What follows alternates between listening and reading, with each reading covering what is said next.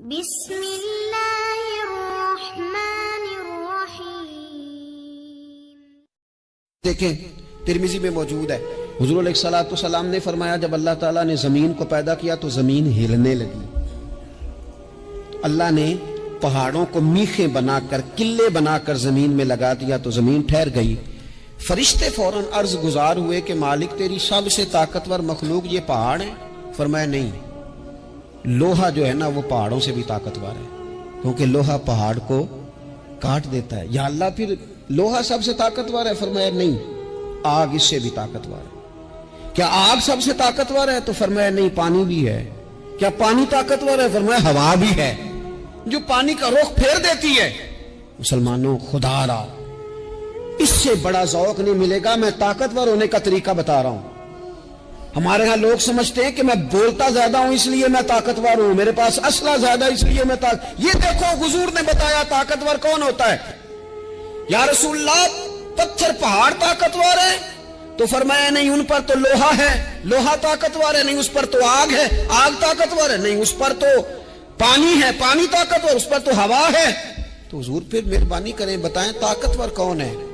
تو یہ دیکھو نا، یہ یاد رکھو نا، یہ کائنات کے سب سے بڑے حکمت والے محبوب کی بات یاد رکھو نا۔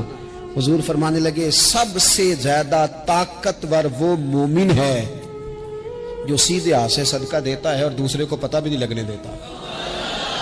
اس ہاتھ سے صدقہ دیا اور اس ہاتھ کو پتہ، جس میں یہ اخلاقی طاقت آ جائے نا کہ اللہ کے رستے میں دیکھ کر پھر اسے چھپانا آ جائے، وہ بڑا طاقتور آدمی۔ میں یہ سب سے بڑا طاقتور ہے جس نے اپنے رب سے راز نیاز شروع کر لیے، اللہ کے رستے میں دیتا ہے پھر کسی کو خبر ہو۔ یہ کون سی طاقت ہے؟ یہ روحانی طاقت ہے، یہ اخلاقی طاقت ہے، یہ کردار کی طاقت، یہ سوچوں کی طاقت ہے، یہ آپ کے مزاج کے بلند ہونے کی طاقت ہے۔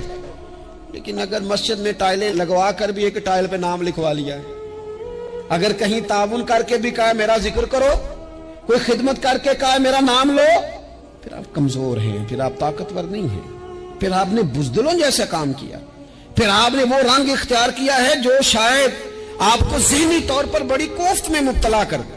تو اعصابی طاقت، اعصابی قوت، آپ دیکھیں حضرت صدیق اکبر رضی اللہ تعالیٰ عنہ، حضور نے تربیت کی تھی نا۔ میں ذمہ داری سے کہتا ہوں کہ تعصب کی اینک نہ کسی نے پہنی ہو، ورنہ کائنات میں عشق کی داستان ختم ہو جاتی ہے جناب صدیق اکبر پر۔ جو پیار انہوں نے مدینے والے محبوب سے کیا ہے کوئی کر ہی نہیں سکتا۔ اور ہر وقت کی جدائی، ہر وقت کی، یعنی بیٹھے بیٹھے نا حضور کے وصال کے بعد بیٹھے بیٹھے حضرت صدیق اکبر اٹھ کے نا تو ایک رستے پہ چلنا شروع ہو گئے۔ کسی نے پوچھا ابو بکر کہاں جا رہے ہو؟ کہنے لگے یار ایک دن نا محبوب 2-3 دن کے لیے کہیں گئے تھے، اس رستے واپس آئے تھے۔ جنہاں دے دل پر جانی وچھڑن کون روے پھر تھوڑا، یہ سب روگاں دا روگ محمد جس دا نام وچھوڑا۔ پریشان ہوں تو دل کر رہا ہے پتہ نہیں یہاں سے آ نہ جائیں۔ اتنا زیادہ محبوب کی غلامی اور نبی پاک کی محبت کا ذوق، لیکن اعصابی طور پر مضبوط کتنے تھے؟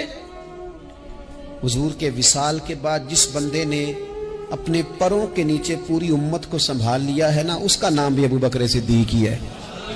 ایسے ایسے سنبھال لیا، سب سنبھال، دکھ سب سے زیادہ لیکن سنبھالا۔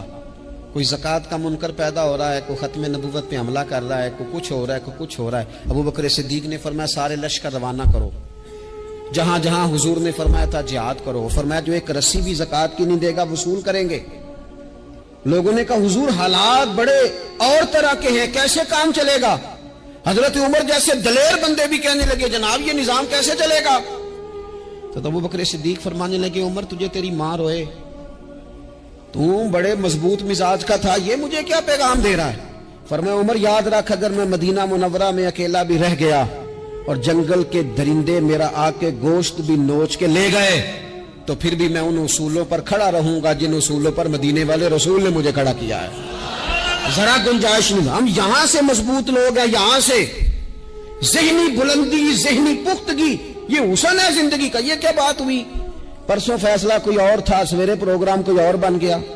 کل فلانے کا مرید تھا، آج مجھے فیض نہیں ملا، ادھر جا رہا ہوں، پرسوں فلانے کو استاد بنا بیٹھا تھا، آج میرا پروگرام بدل گیا ہے، کل میری سوچیں اور تھیں، آج میری سوچیں اور ہیں۔ جو قوم ساری زندگی تعین ہی نہ کرے وہ کام کیسے کرے گی؟ جو رستے کا آغاز ہی نہ کرے وہ منزل پر کیسے پہنچے گی؟ تو کمزور باتوں سے نکلیں، بزدلانہ سوچوں سے باہر آئیں، طے کریں زندگی میں یہ کچھ ہم نے کرنا ہے۔ میں نے کہا ہے نکلیں میدان میں جیتنے کے لیے، پھر رب کی مرضی ہے، پھر اللہ کی مرضی ہے۔ ساری زندگی صحابہ پر قرض رہا، قرضے بھی رہے، خدمتیں بھی ہوتی رہی، جہاد بھی ہوتے رہے، ڈیوٹیاں بھی ہوتی رہی، سارے کام ہی ہوتے رہے۔ ہمارا یہ مزاج ہے، ایک دو کھا گیا ہے ساری خوشیاں ہی گئیں، بس سارا کچھ ختم کر بیٹھتے ہیں۔ تو تھوڑی سی نا مضبوط دیکھیں۔ اچھا یہ حضرت ابو بکر کا حال ہے تو جناب عمر کی کیفیت کیا ہے؟ کلمہ پڑھتے ہی حضرت عمر نے فرمایا یا رسول اللہ، جب آپ سچے، قرآن سچا، اسلام سچا، تو چھپ کے نماز پڑھنے کا کیا مطلب ہے؟ فرمایا ابھی تعداد ہی کوئی نہیں، 40 تو مسلمان ہیں۔ عرض کی حضور مہربانی کریں نا، آپ صرف اجازت دیں۔ 20 لوگوں کی صفیں بنا دی گئیں، ایک صف کے آگے حضرت عمر ہیں، ایک صف کے آگے حضرت امیر حمزہ ہیں۔ جناب عمر کہنے لگے چونکہ آپ اللہ کے رسول ہیں تو لہذا نماز بھی آج اللہ کے گھر میں پڑھی جائے گی۔ تو حضرت عمر بیت اللہ شریف کے بیچ کھڑے ہو کے نعرہ لگاتے ہیں، فرماتے ہیں میں عمر ہوں، تم مجھے بھی جانتے ہو، میرے باپ کو بھی جانتے ہو، تم میرا قبیلہ بھی جانتے ہو، میں نے پڑھ لیا ہے محبوب کا کلمہ۔ اب جس نے بچے یتیم کرانے ہو اور اپنی بیوی بیوہ کرانی ہو وہ آئے اور مجھے روکے۔ یہ محبوب اللہ کے ہیں اور گھر بھی اللہ کا ہے تو نماز بھی آج اللہ کے گھر میں پڑھی جائے گی۔ جب تک انسان یہاں سے طاقتور نہیں ہوتا، پھر بات آئی سیدنا عثمان غنی کی۔ میں پہلا وہاں اونا رنداں تو جنہیں کھلی بغاوت کی تھی، ہے پورا قبیلہ اور طرف ہے، عثمان تیرے گھر میں مال ہے، دولت ہے، وزاداری ہے، لوگ سارے کیا کریں گے؟ والد مخالف، چچا مخالف۔ حضرت عثمان غنی جیسے آدمی کو پکڑ کے باندھ دیا گیا گھر میں۔ تو عثمان غنی کہنے لگے میں ان بزدلوں میں سے نہیں ہوں جو محبت بھی کریں اور اظہار بھی نہ کر سکیں، جو دعویٰ بھی کریں اور پھر ان کے اندر طاقت اظہار بھی نہ ہو۔ فرمایا تم جتنا باندھ سکتے ہو باندھ لو، تم اپنی دولتیں، حکومتیں اور اپنا جاہو جلال سنبھال کے رکھو، ہم نے تو غلامی کا فیصلہ کر لیا ہے۔ اور پھر کی غلامی انہوں نے۔ اور جہاں تک بات ہے شیر خدا حضرت علی المرتضیٰ کی، حضرت علی المرتضیٰ شیر خدا کا تو یہ حال تھا کہ ساری زندگی میدان میں رہے۔ ایک دن حضور نے صرف فرمایا کہ آج آپ کو نہیں لے کے جانا، آپ تھوڑا نا میرے نائب بن کر، حضور کسی نہ کسی کو نائب بنا کے مدینے میں چھوڑ کے ایک دن صرف کہا نہیں لے کے جانا۔ تو حضرت مولا علی رونے لگے، کہنے لگے حضور میں بچوں کے بیچ رہوں، عورتوں کے بیچ رہوں، میری تلوار کو زنگ لگ جائے گا، حضور مجھے تو گھوڑے پہ بیٹھنا پسند ہے۔ اچھا میں آپ کو ایک اور بات بھی عرض کروں، پہلے بھی میں نے کہا تھا پھر کہتا ہوں، کچھ لوگ پڑھے لکھے ہوتے ہیں بہادر نہیں ہوتے۔ حضرت علی کے علم کا بھی کمال عروج پہ اور بہادری بھی پورے عروج پہ۔ زندگی نا بہادر لوگوں کی ہوتی ہے۔ یہ شہاب الدین غوری لیٹے ہیں یہاں صحابہ میں، تو کسی نے پوچھا ان سے کہ یار آپ کہاں رہتے ہیں؟ کہنے لگے میں گھوڑے کی پشت پہ ہوتا ہوں، ہمارے بچے بڑی سونی فوٹو بناتے ہیں، ان سے پوچھیں آج کل آپ کیا کرتے ہیں تو کہتے ہیں موبائل چلاتے ہیں۔ آپ کیا کرتے ہیں؟ فوٹو کھینچتے ہیں۔ آپ کیا کرتے ہیں؟ کہتے ہیں وہ نا مجھے ایسا عجیب مسئلہ ہے موبائل کا کہ بچوں کی نا مطلب میں کئی دفعہ سوچتا ہوں کہ اگر انہیں کچھ 4 گھنٹے موبائل سے علیحدہ رہنا پڑا نا تو ہو سکتا ہے کہ ان کو ڈاکٹر کو بھی دکھانا پڑ جائے، اتنی کو بری حالت ہو گئی۔ مجھے ڈھیر سارے دوست کہتے ہیں جی آپ ٹیلی فون پہ ملتے نہیں۔ میں نے کہا میں پہلے ملا کرتا تھا جب تک لوگوں کی جیب میں موبائل تھا، جب سے لوگوں نے ہاتھ میں پکڑ لیا نا تو پھر تو ایک دن میں 100 نمبر ملتا ہے، تو پھر آپ کیسے موبائل پہ رہیں گے؟ پھر تو ایک ہی کام ہے، یا فون سنیں گے یا کوئی اور کام کریں گے۔ تو تھوڑی سی ہمت والی زندگی گزاریں۔ بزدلانہ باتیں، کمزور باتیں ہمارے بچوں کو بھی کمزور کر دیں گی، یہ کچھ نہیں کر سکیں گے۔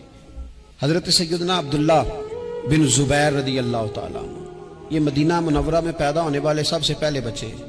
حضرت سیدنا ابوبکر صدیق رضی اللہ تعالیٰ عنہ کے نواسے ہیں، حضور کے پھپھو جناب صفیہ کے پوتے ہیں، اور عشرہ مبشرہ صحابی حضرت زبیر بن عوام ان کے بیٹے، شروع سے ہی بڑے بہادر تھے۔ ایک دن کچھ بچے گلی میں کھیل رہے تھے تو ایک شخص نے آ کے نا چیخ ماری، ڈرایا، سارے بچے بھاگ گئے. جناب عبداللہ ابن زبیر کہنے لگے کیوں بھاگتے ہو؟ اب چیخوں سے بھی ڈرو گے؟ واپس آؤ سارے, میں تمہارا امیر ہوں, آؤ ذرا اس پر حملہ کریں. ہم سارے بھاگے اور یہ اکیلا کھڑا رہے. اس پر حملہ کیا, وہ ڈرانے والا خود ڈر کے بھاگ گیا.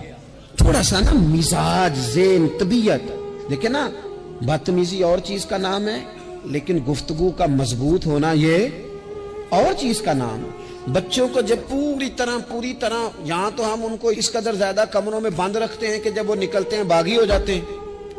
یہاں پھر یہ ہوتا ہے کہ ان کے اندر جو صلاحیتیں ہوتی ہیں وہ پوری طرح دب جاتی ہیں.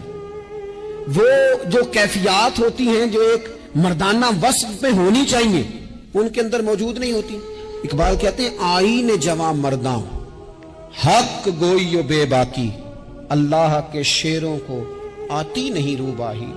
اور یہ جو سہمے دوست ہیں نا, بالخصوص غریب طبقے سے, ان سے میں عرض کروں گا کبھی کسی کی گاڑی دیکھ کر مرعوب نہیں ہونا, کبھی کسی کے مہنگے کپڑوں کے روب میں نہیں آنا, کبھی نہیں. حالات کے سہمے ہوئے لوگوں کو بتا دو حالات بدل جاتے ہیں, ایک جیسے نہیں رہتے. کبھی کمزور نہ پڑیں اور جگہ جگہ اپنے دکھ بھی نہ بتائیں, جگہ جگہ اپنے دکھ نہ بتائیں. ہمت کریں. وہ ایک شاعر نے کہا تھا کہ با ہمت لوگ کبھی ہارا نہیں کرتے, یہاں وہ جیت جاتے ہیں, یہاں کچھ سیکھ جاتے ہیں. وہ نا میدانوں میں رہتے ہیں, کمزور نہ پڑیں. یہ جو اتنا لمبی لسٹ بن گئی ہے نا, اتنی لمبی لسٹ مانگنے والوں کی, اتنا لمبی فہرست ہو گئی ہے, ہر سگنل پہ, ہر چوک میں